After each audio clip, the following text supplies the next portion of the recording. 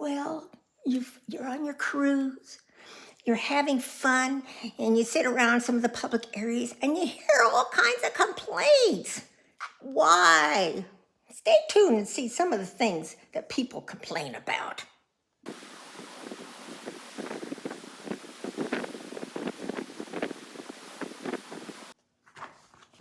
Hey everybody, Grandma Bev here from Life with Grandma Bev, and welcome to what I think is my last subject in my cruise series for you. Now, I might come up with other ideas, there may be more, but this is the end of what I'm planning so far. So far. Please refer to my other videos because there may be subject matter that maybe you don't like one video subject matter, but you want to know about another subject matter, or you want to know where does this chick, get her info from? How does she know about cruising and stuff? Just go back to the first one to see my experience. But today is going to be a fun one. I'm going to talk about the things that cruisers love to moan and groan and complain about. Let me get a little swig first.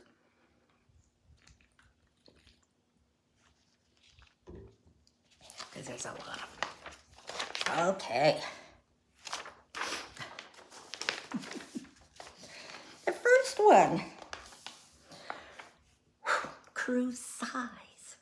Now, not everybody likes to sail on the same kind, size of ship. We've learned through the years that we don't like to be on a ship that's full of partying and kids and teenagers and young people who are out, like a meat market kind of thing, Yeah, when we were younger, we enjoyed those things. But as we've gotten older, we have found that we like smaller capacity ships. And how do we figure out which ones they are? We do our homework before booking. Go on YouTube, look up the different ships, look up the different cruise lines, anything you can, and watch them, before you make your decision. Now, we did a cruise in September, still in kind of the peak of the pandemic, when they were really narrowing down how many passengers they could carry on it. Now, it was a big ship. It was one of the Princess ships, and normally it would hold 3,400 people. That's a lot. They only had 940 passengers on this ship. Oh, it was great. No waiting in any lines. Down our hallway, it was just us and two other cabins were occupied. It was great. But do your homework. Try out the different sizes if you're going to, go often. But if maybe you feel like you can only do one ship or one cruise in your lifetime, do your homework. Figure out what you like, what you're expecting.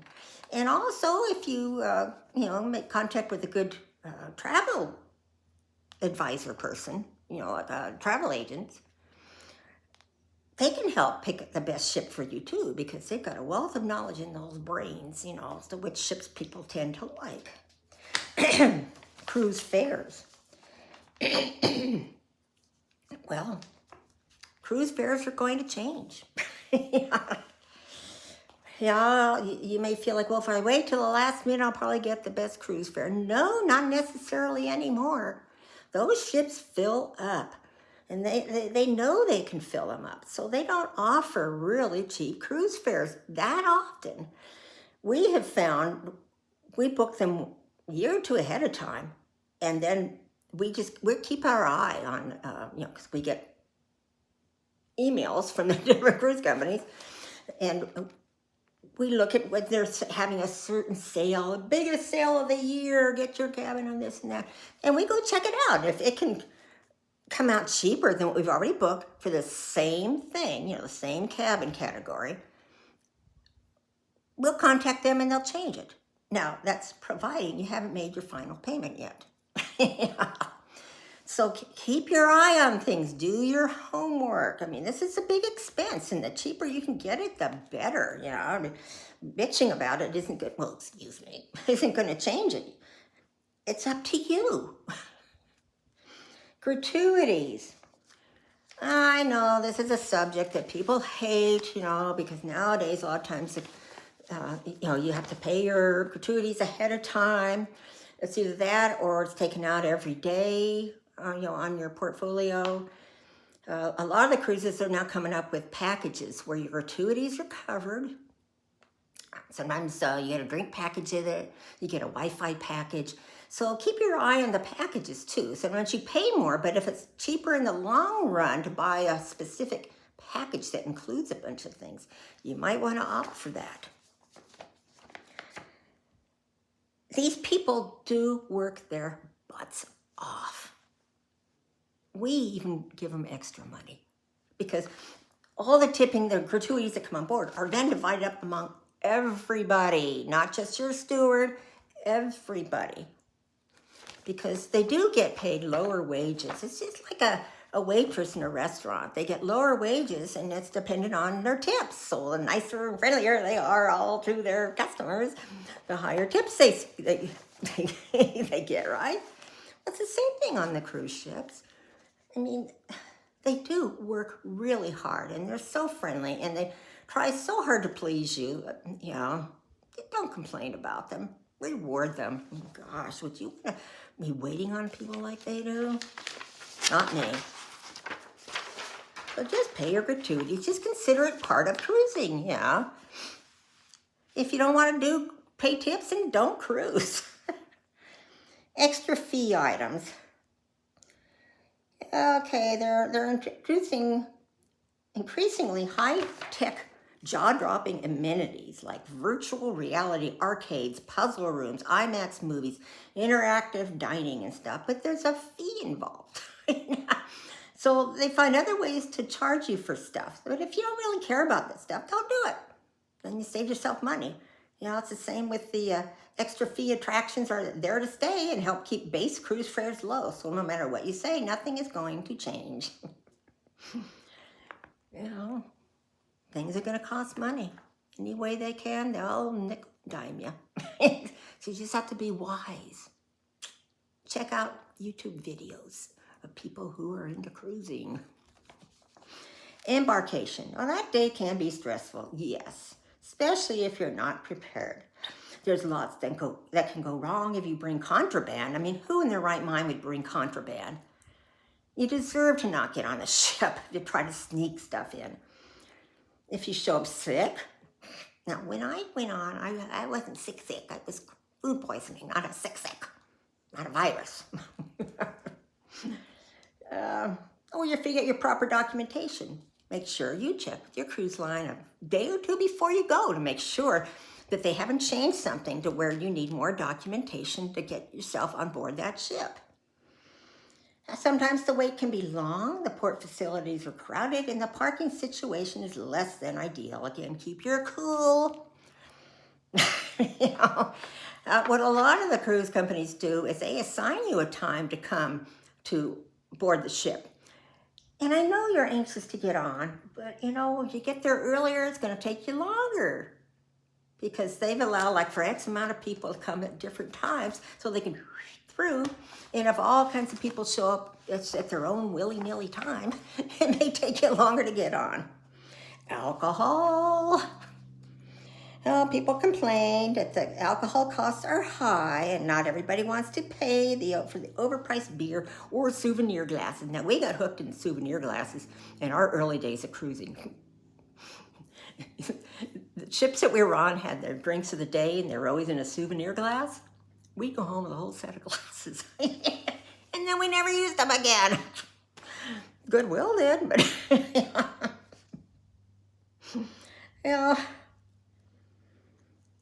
they say even set price packages, drink packages are expensive and come with daily drink limits. So make sure you read the fine print.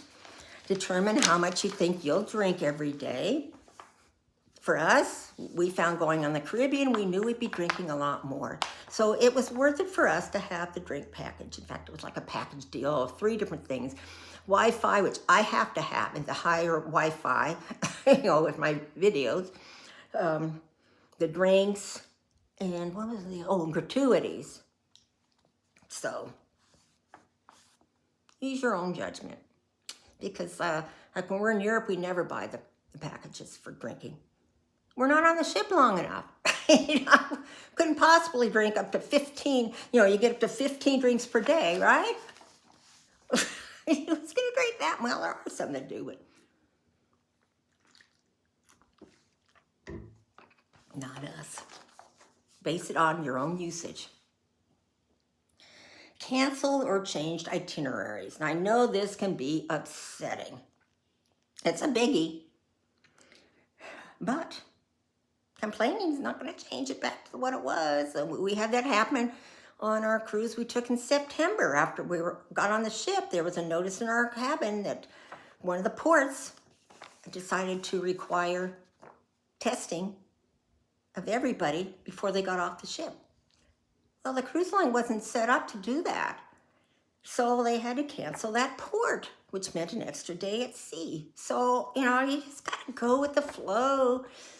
A lot of times it's for your own good and your own safety, like maybe a hurricane's coming. You want to go on a ship rocking and rolling when a hurricane's coming? I don't think so. If they have to change ports, it's for a reason. Just make the best of it. Find other things to do. Create new little, traditions to do or something.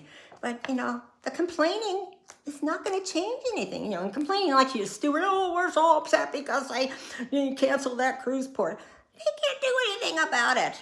And you don't want to be labeled as a grumpy, crabby person because they know. And they're not going to treat you as nice. And also, make sure you read your cruise contract because it does say that the cruise lines reserve the right to change or cancel your cruise or parts of it for any reason, and they don't owe you anything if that happens, especially if it's something out of their control. Now, a lot of the cruise ships are bending over backwards to try to, they'll give you all free drinks for an afternoon or something, or if you're, well, here's an example. There was just a ship in Alaska that hit an iceberg, what do they call them, goopers or something, I don't know. And so that trip had to be cut short. They had to go back to Seattle. I want to get off that boat too. I don't want to try going to all these different ports, maybe having something that's really broken, really break, and we're out in the water. But the cruise ship, from what I understand, I might be wrong, they refunded their cruise to them and gave them a voucher for another cruise. What more can they do? I know it's hard, but I wouldn't want to be on a ship that hit something like that.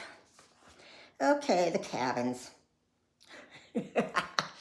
People are always complaining about their cabins. Maybe your stateroom's too large or too small. The bed is uncomfortable. There's not enough storage, or you can hear the next door neighbors through the wall. Sometimes that can be interesting. There's a lot that can go wrong with your home away from home, but remember, it's temporary. One way you can help avoid it is do your homework before you choose your cabin.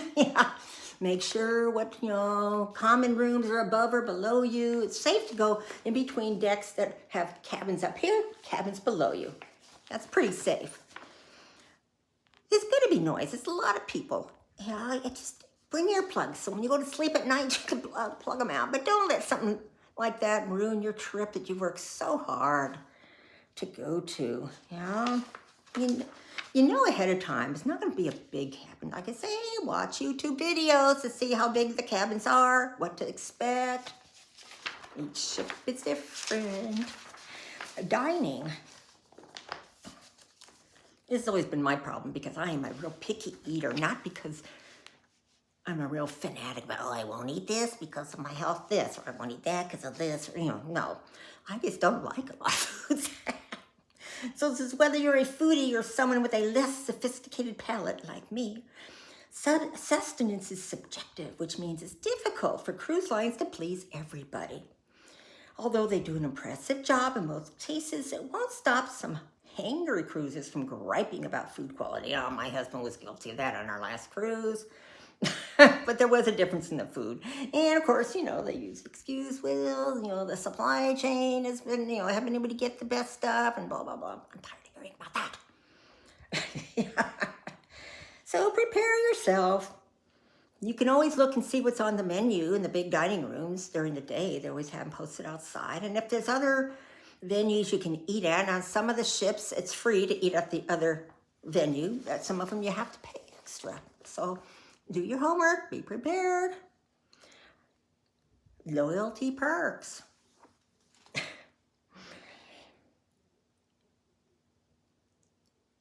Don't be the tacky passenger who airs grievances over a kind gesture of appreciation that the cruise line is in no way obligated to provide for you.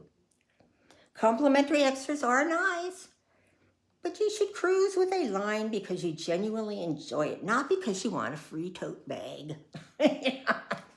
Now, we were a little upset with our September cruise because normally, if you're a passenger of a certain level, their loyalty perks, you have a separate line you can go in to get on there and not have to go with everybody, in line with everybody else. You didn't have that available on this one. But we sat there with everybody else and we survived it and got on the ship and forgot about it. No, I haven't, because I just talked about it. Dress codes. Now, I'm sitting on a pillow here to be high and to keep scooting out as I move around. Raise your hand if you've ever been confused by a cruise company's dress code. No, because I do my homework. There are certain cruise lines that I won't go on because I don't want to dress up. And those are some of the highest priced ones, and the people tend to be a little more, I don't want to use the word snobby. No. I got to wear all these designer things, something different every day, dress up formal for the evenings. That's not us. So that's why we go on the ships where we don't have to do that. We want to just fit in with everybody else,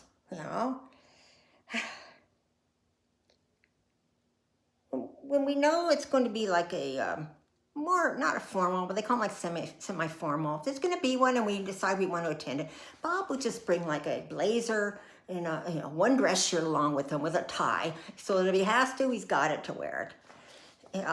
And I'll bring a couple of dressier tops, just a couple, because I know I'm not going to wear them every night.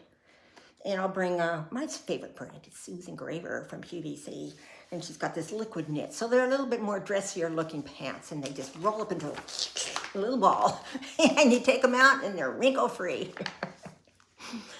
And, maybe put a little jewelry on to dressing up, fancy up something. But usually you just don't have to do that. You do have other choices. Eat at the buffet, There's a lot of other little venues on the ship that you can eat at where you don't have to dress up. Otherwise, during the day, it's totally casual. But don't expect to walk into that dining room at night in shorts. Have a little respect. Back in the day when we were first cruising, nobody ever even wore blue jeans. Now, that's changed. I still haven't been able to bring myself to do that. I don't know why.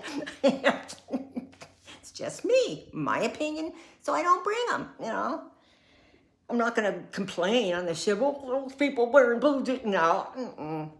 Why? Why get myself all upset over something that's out of my control and that it doesn't really matter anyway? Okay, smoking policies. Now, that's one of the biggies. Because most people don't want to be around the smoke, and you can understand why. But then there are people who really need to smoke. So there's always places that are designated for smokers only. A lot of times in the casinos, you can smoke in there. But check with the ship first. I mean, you can always tell when you first walk into the casino, if it smells like stale cigarettes, there's where you can go smoke. But they'll always, have a particular designated area for anyone wishing to puff in peace. But don't ever smoke on your balcony, because a little flicker of that lighted thing could blow off into someone's cabin, you don't know it, and start a fire, and then, it could be a disaster. So just stick with where the designated area is. In fact, if you are an avid smoker, before you book your cabin. Find out where the designated smoking area and try to book your cabin close to that so you don't have to go all the way to the other end of the ship. I mean, I understand. I don't smoke. I've been known to occasionally, just socially, but I haven't ever been a regular smoker. But I do understand that there's people who are. But check that out before you go too. And it also, limiting where you can smoke, it also decreases the likelihood of fire, which is the biggest threat to a ship. Age policies. All cruisers think their kids are special. And we're sure they are, but that doesn't mean age restrictions don't apply to them. If the adult comedy show says nobody younger than 18 is allowed, then no, your 16-year-old is not welcome. If the onboard drinking age is 21, it doesn't matter whether you allow your 18-year-old to down a beer or two at home. And we aren't interested in how mature your 17-year-old is or if the minimum age for the adult sun deck is 18. There's no use whining about it. Let them be a kid. What you do at home is different. This is a vacation. Just go with the flow. Yeah. And I think that's at the end of it. No. Here's a good one. Chair hogs. We all have complaints about chair hogs. I know when you go with a group, times you want to sit with your whole group, so you end up saving a chair or two, okay. But usually people reserve the prime seats on a pool deck, go up early in the day, put their stuff on it, and then maybe don't come back for hours. So then everybody else maybe go looking around, and there's nowhere to lay out in the sun. Well, a lot of times the cruise line staff will remove your stuff now because that's just not fair. Considerate of other people too. Like seats on the pool deck and the buffet at the theater. It prevents other passengers from being able to do it too. But I know that's a touchy subject. Service. Now, we've never experienced any really bad service. If anything, they're, superb to where we even, tip on our own to people. I mean, after paying the regular gratuities, though. Even if you think your waiter, room steward, or guest services representative is the worst, take a breath and realize crew are human too. They have bad days just like everyone else, and ask yourself if what they've done is truly so bad that it needs to be reported. Don't take the attitude that you're better than they are. You're just able to afford to go on the ship, and take this vacation. But they're still human. They still have the same needs and wants that you do. We're all the same. So just kind of go with the flow. Or if there's something that they're doing you don't particularly like, mention it to them nicely. Like, hey, you think maybe you could not put, a particular pillow on the bed. Just something, Sanitation. You're going to be sharing space with a lot of people. Cleanliness standards, I've always found in the ships we've been on, have been up to standards, especially since the virus hit. But there's still going to be people who are basically slobs, So you can only watch out for yourself, for moi, right? We still will wear our masks in some situations. If they'd like you to wash your hands before you walk into the buffet or the bar, just take the time. But, big deal. You can always carry sanitizer on you. If you see someone making a mess or becoming ill, report it right away to a crew member so it can be cleaned up. If you see someone not washing their hands in the restroom, speak up. Say, oh, you forgot to wash your hands. There's still a virus around. And then smile. There's always PC ways to say things. Or, if you spot someone touching food in the buffet with their bare hands, use a hand sanitizer. Let's see. That's the wrong direction. And mention to the person behind the counter, that behind the food, could you get a clean spoon? That person was really being icky with it, And they don't mind. They don't want anybody to get sick on the ship. The last thing they want is a big outbreak of a virus, because they might get it too. Okay, buffet etiquette. Ooh. When it's feeding time, all bets are off. Or at least that's how it seems in just about every cruise ship buffet ever. It's true. But that doesn't mean we should throw etiquette completely out the window. Gripe-worthy infractions include cutting in line, saving seats, particularly at tables far too big for your group, and failing to use provided utensils to put food on your plate. Do your part to make the buffet experience more enjoyable for yourself and everyone else. Okay? Try to go at times when you know it won't be as crowded. That helps too.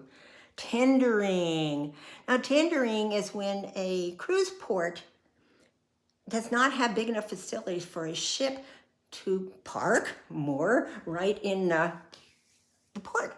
And so the cruise ships have all these little tenders, which are little boats that they transport people off of, and you go and get on. Oh yeah, you may have to wait in a little line where you're going to get on the tender, but who cares? And just, sometimes they're slow, and then sometimes you're crowded in, but once you get to the land, you're gonna have fun on the shore. Yeah.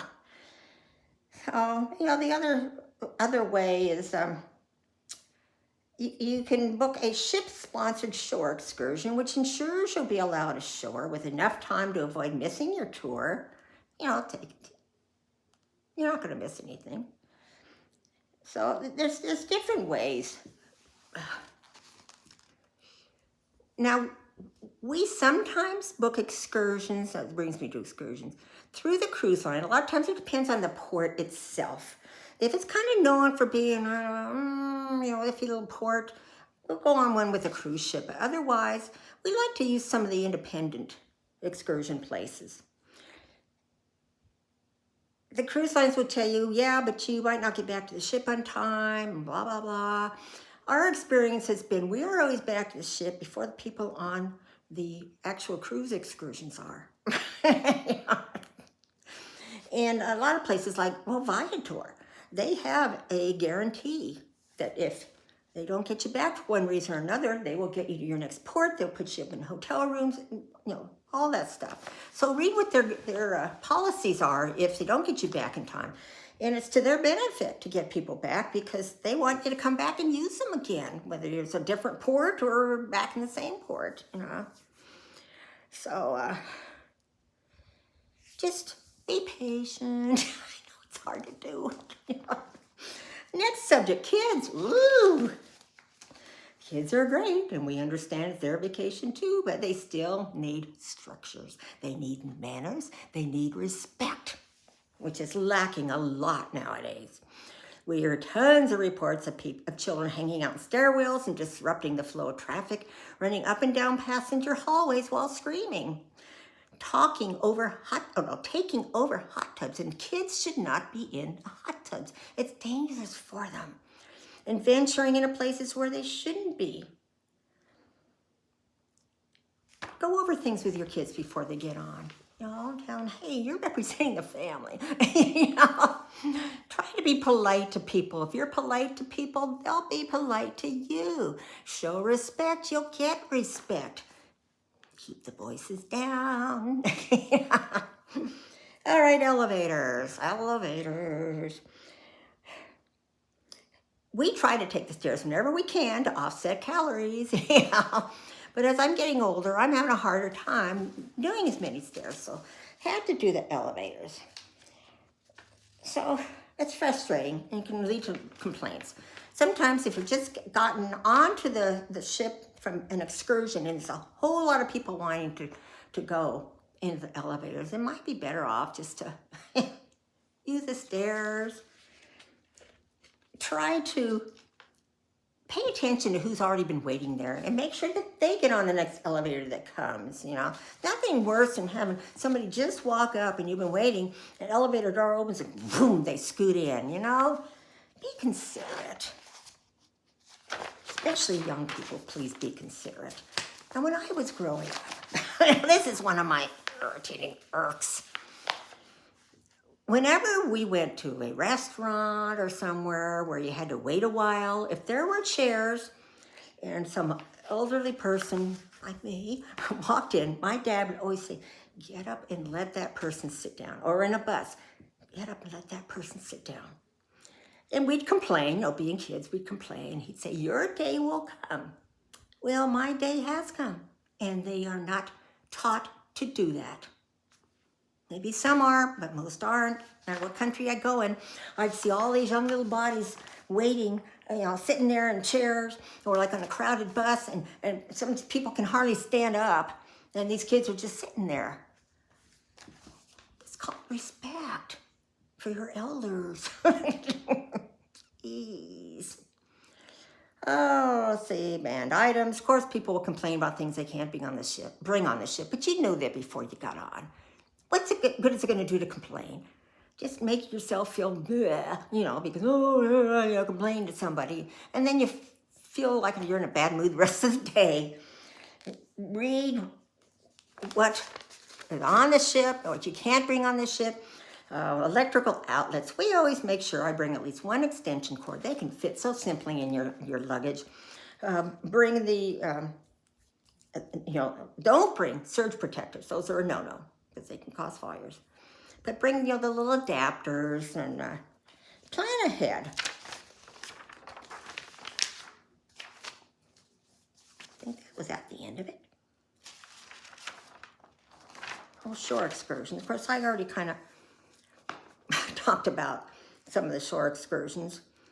A lot of people complain that they're too expensive, they don't allow enough time, they don't include meals, but get back too late for lunch. The list goes on. Do your homework. Homework, homework, homework. Don't feel that you're entitled to everything. That's a lot of problems today. People think they're entitled to everything, and you're not. We found, like when we did our Caribbean, we had already been to a lot of the Caribbean ports. So we hadn't been on a Caribbean cruise for like 20 years. And we did this little short one in January because we hadn't been on a cruise for so many years. And we just relaxed and enjoyed ourselves. If it was a port like Jamaica, we've been to Jamaica, we've been to the Dunn's River Falls, we've been on the Marthabury River, different things. We just went to the little area around the port. You don't have to pay to go into those, It's the same with a lot of the different little places. If there's something particular you want to see, yeah, you gotta pay to see them. But, you may be disappointed, but on the other hand, you may also be thrilled that you did it. So just take it easy. The weather, this is the last one, the weather. Even the weathermen can't get the weather right. So just be prepared. I go in Dollar Tree and get these cheap little ponchos, and if we need them, we got them. We can slip them on if we're out somewhere and it starts pouring on us,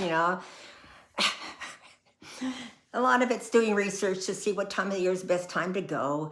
And then if it doesn't work out right, go with the flow. That's all you can do. You're not going to change the weather. So that's it.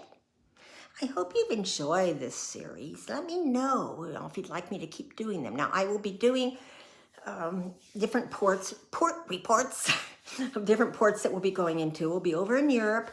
We're going to be going to London, Amsterdam, and leaving from Amsterdam on a cruise, going to all these different ports and some of the, not ports, but little cities in Germany, ending up in Switzerland. So there's going to be a lot of activity and stuff to do. Hope my body can handle it. So I'll be showing what I can. It may be after I get off the ship and back home, but, it depends on how their Wi-Fi is. So, if I think of any other subjects, I will do more videos. But other than that, I hope you've enjoyed this series. If you have any questions, please make comments below. Share, like, and subscribe. And thank you for watching my channel. I love you all.